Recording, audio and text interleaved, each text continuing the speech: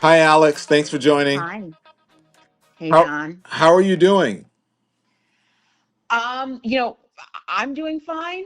The situation that we're here to talk about right now, it's been a whirlwind, but here we are. The only way, to get past it is through. So, yeah. Why is your aunt speaking out now? She's speaking out because she is just she's desperate at this point. She doesn't know who to turn to. She's in a state of isolation.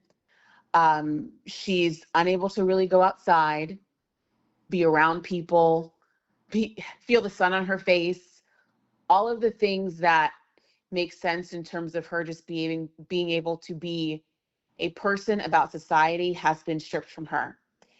And we have done all we can to try to, find some sort of solution for her to live a dignified life. And it's not working. And so that's kind of where we're at now in terms of her wanting to speak out and talk about this.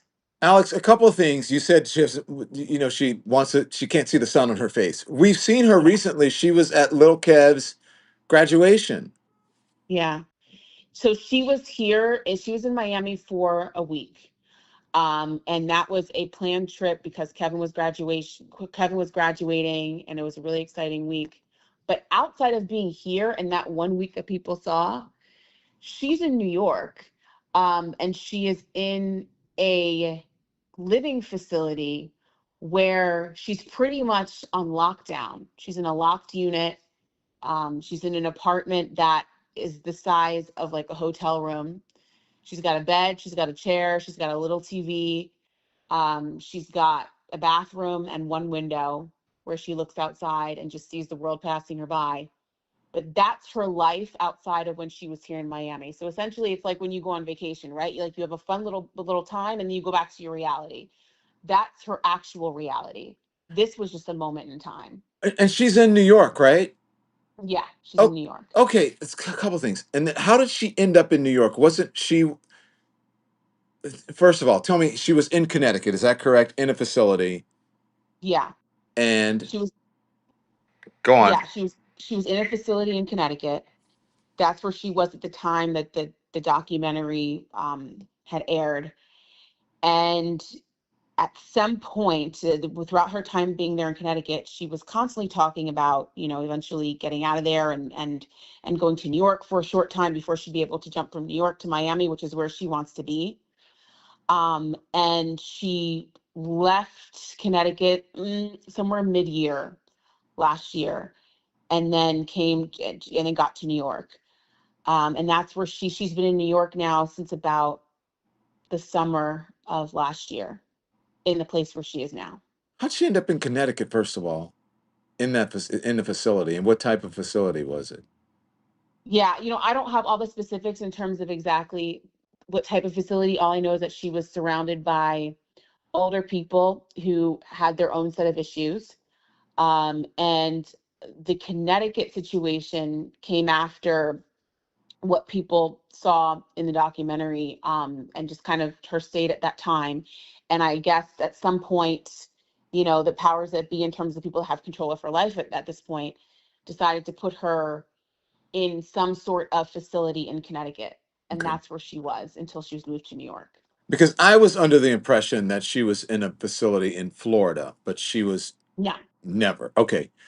And yeah. the decision to move to New York was her decision, or I'm a little foggy in those details in terms of exactly whose decision that was, but I do want to err on the side of feeling as though those were larger conversations that were had outside of her, and it was decided that that was where she was going to be until they figured out whatever the next steps were. The problem is, and this is, you were talking about this, why does my aunt want to speak out now, and why is she so desperate to speak out, is that whatever those next steps were in terms of her being able to move where she wants to go, which we've heard many times, she wants to come to Miami. those next steps just never came. And so her feeling is, how long am I going to be in this situation? Every day, every week, every month goes by, and I'm still in this situation. Okay. Um, and so that's kind of what sparked her feeling to say, I have to talk. I have to say something at this point because I don't know how and when I'm going to get out of here.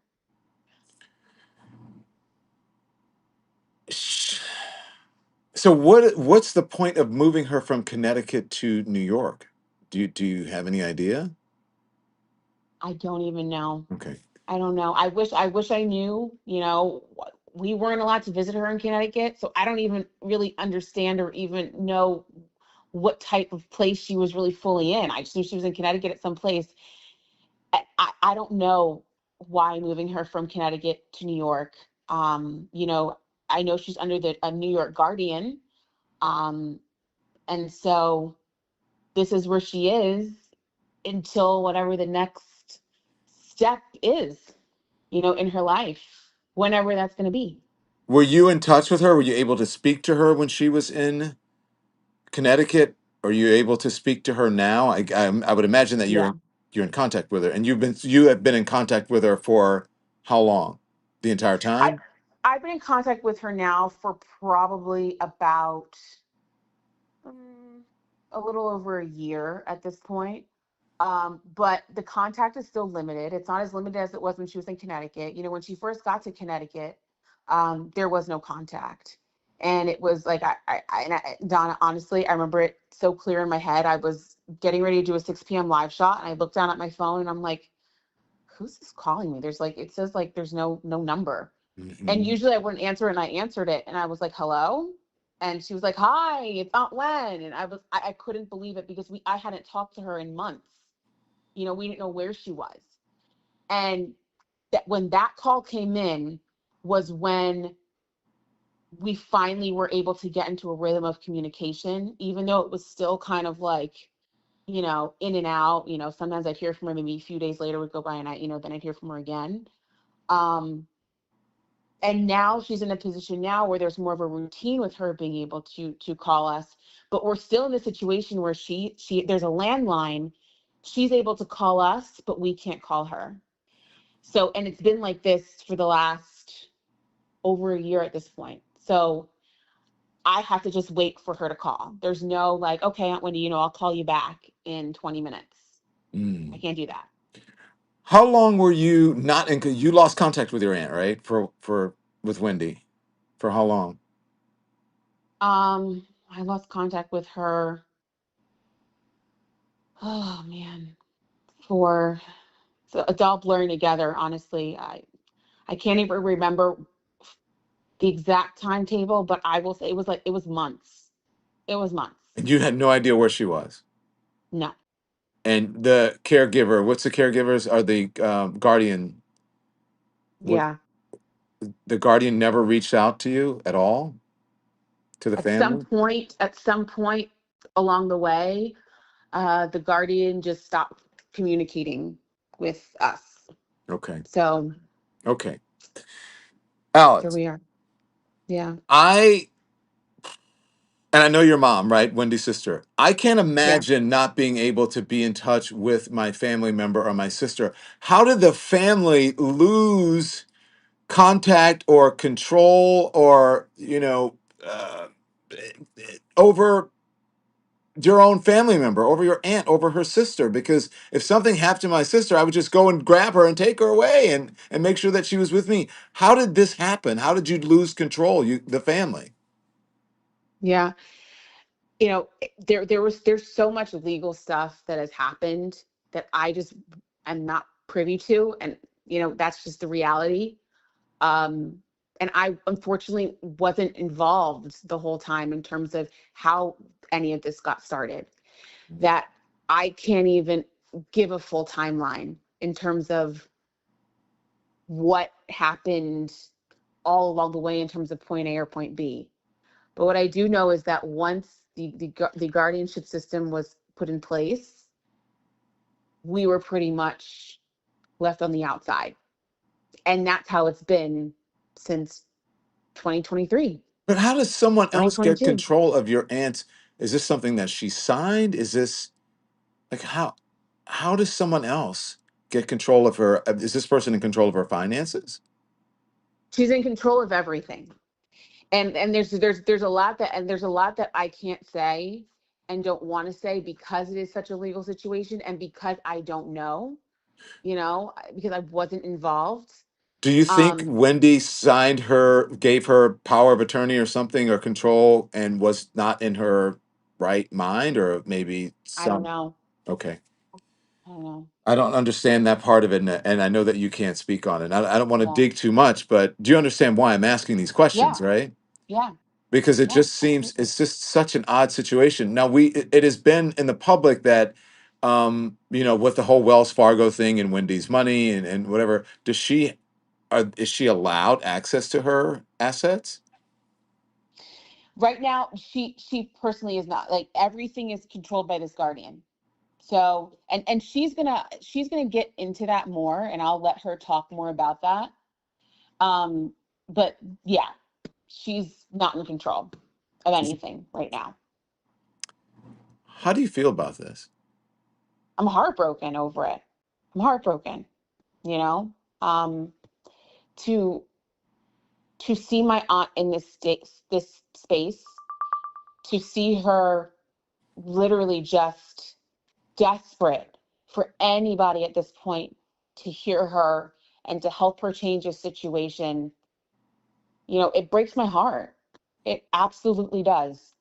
And the best thing we can do right now is fight, and the best thing I could do right now is honor what she wants. And that is at this point, she wants to tell her story and she wants to get the conversation out there to start hopefully seeing the change that she needs to get out from under the situation that she's in.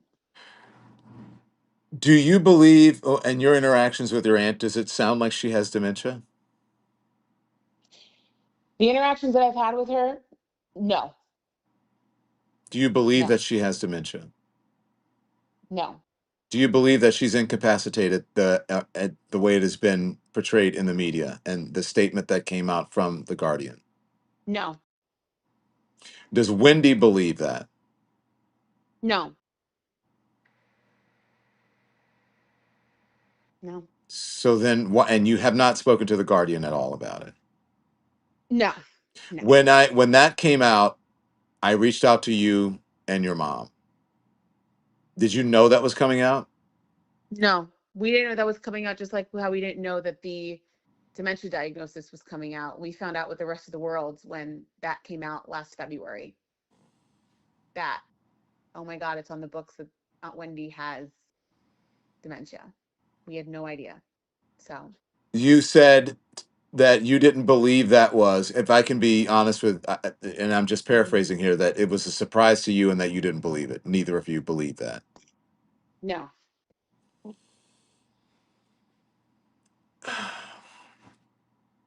yeah. Have you spoken to your cousin, Kevin?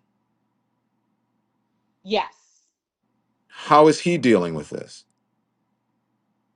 I mean, he's doing the best he can. I don't want to get too much into him, um, you know, because that's his story to tell. But, he just graduated college, which everybody saw, and he's living his life.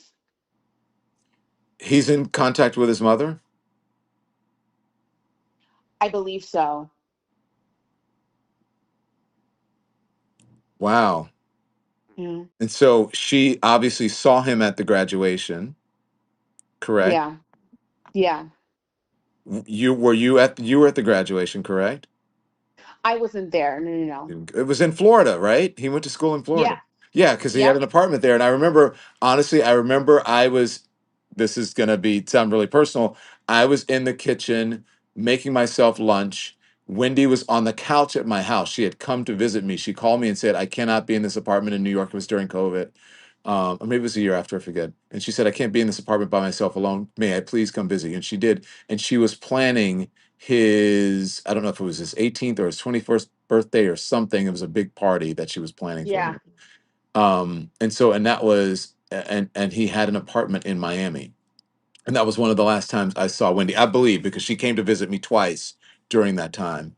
Um, but I never, and I look, let me just be honest with you, and I'll talk to her about this. But I remember when she sat on my couch, and Hmm. it's not a secret that she wears a wig. She took her wig off, and I was like, Wendy, I've never seen you without your wig. God, my God, you're beautiful. I like you without it. Would you ever go? She goes, would you ever go on camera? She goes, I would never, Don, because people are used to seeing me with, with that on. She did in the documentary. She took it off, but and we sat there on the couch, and I talked to her, and she told me that what she wanted for her life, and I could see the frustration and the changes in her, and that it was weighing on her. Hmm. But then I would not hear from her, and then all of a sudden, like you, I would get a phone call with no, number, and it would be like, "Hi, it's Wendy," and I'm like, "Okay, where are you? Where have you Yeah, been?" So I don't know what happened in that time, but yeah. what do you want to happen, and do you think that this guardian person is open to it? From all of my interactions, and when I say interactions with the guardian, I mean none. From all of my experience with the situation in this guardian, I don't know how open this guardian is to making the necessary changes, for my aunt to live a life that is in line with the woman that she is today. And um and that's sad. My hope is that there is still a pathway forward to that. Mm-hmm. um she has a family that loves her. uh I love her. And I'm talking now, and Don, I mean, I haven't talked, because this is such a sensitive situation, but I'm talking now because my aunt has said that this is what she wants. Mm-hmm. And I'm not going to move when it comes to her life and how she wants that delivered.